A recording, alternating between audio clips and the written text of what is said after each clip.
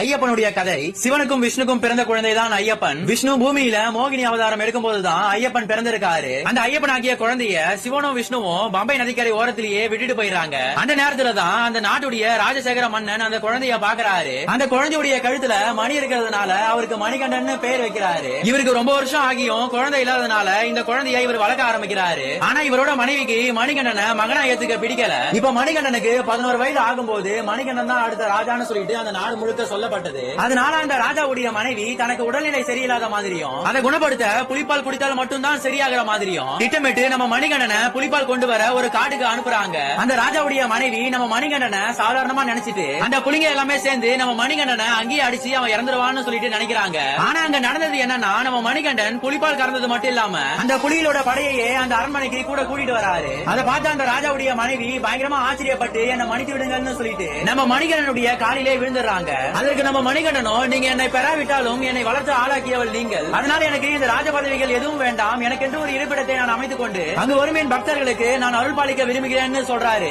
இப்ப இவரும் அந்த ராஜா கிட்ட, நான் இங்க இருந்து ஒரு அம்பு விடுறேன், அந்த அம்பு எங்கே போய் கீழே விழுகிறதோ அந்த இடம் தான் எனக்கு வேணும்னு சொல்றாரு. அந்த அம்பு வீழ்ந்த இடம் தான் நம்ம சபரிமலை.